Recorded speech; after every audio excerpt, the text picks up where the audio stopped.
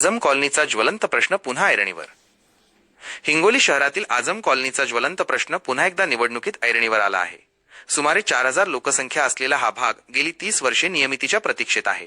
6 निवडणुका होऊनही आझम कॉलनी अद्याप नियमित झालेली नाही. निवडणूक प्रचारात मात्र पुन्हा एकदा मोठमोठी आश्वासने दिली जात आहेत. कॉर्नर सभेत आमदार संतोष बांगर यांनी थेट उपमुख्यमंत्री एकनाथ शिंदे यांच्याशी दूरध्वनीवर संवाद साधून आचारसंहिता संपताच आझम कॉलनी नियमित करण्याचे आश्वासन मतदारांना ऐकवले.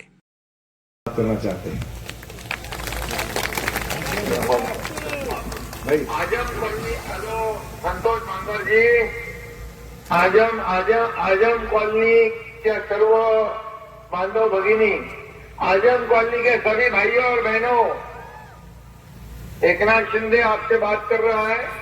और अभी संतोष बांगर इन्होंने मुझे कहा है कि आजम कॉलोनी में पिछले 30-35 साल से लोग रहते हैं, लेकिन कोई सुविधा नहीं है और इसलिए इनको आजम कॉलोनी को रेगुलाइज करना और वहाँ यहाँ पर सोई सुविधा देना, ये हमारी जिम्मेदारी है. और नगर विकास मंत्री के नाते मैं आपको बताना चाहता हूँ, जैसे आचार संहिता खत्म होती है तब हम इसका निर्णय लेंगे और ये पूरी आजम कॉलोनी को रेगुलाइज कराएंगे.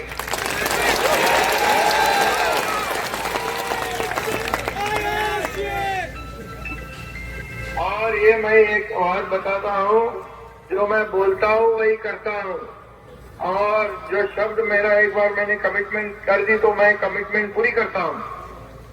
और इसलिए मैं, आप चिंता मत करो, आप इतने सालों से वहाँ रहते हो, इसलिए ये एमएलए विधायक संतोष बांगर ये आपके साथ है, एकनाथ शिंदे भी आपके साथ है. आपको जो भी सुविधा है वहाँ पर, रोड है, पानी है, जो भी सुविधा देना है वो देने की जिम्मेदारी हमारी है.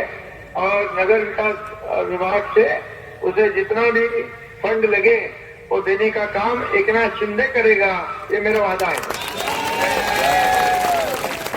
तर आमदार तानाजी मुटकुळे यांनीही न्यायालयीन निर्णयाला सरकारच्या माध्यमातून चॅलेंज करून कॉलनी नियमित करण्याची ग्वाही दिली. आपली जी वस्ती आहे आझम कॉलनी, या वस्ती एकही घर रेग्युलर नाही. तुम्हाला कधी घरकुल मिळते का? मंजूर झालं तरी बी सांगा, पलीकडे घरकुल तुम्हाला देते का नगर परिषद? म्हणून माझी हात जोडून विनंती आहे, आपल्याला रेग्युलर सरकारच्या माध्यमातून कर लागणार आहे.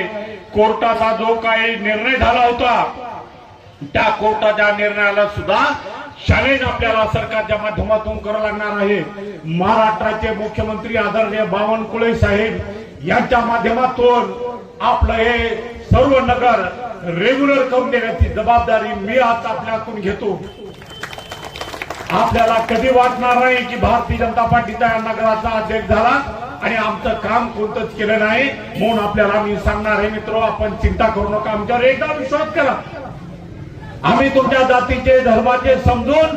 मात्र प्रश्न असा आहे की न्यायालयीन प्रकरण प्रलंबित असताना अशी आश्वासने देता येतात का, की आझम कॉलनीतील नागरिकांना पुन्हा एकदा फक्त आश्वासनांचे गाजर दिले जात आहे? आता मतदार या आश्वासनांवर विश्वास ठेवणार की यावेळी जाब विचारणार, हेच पाहणं महत्त्वाचं ठरणार.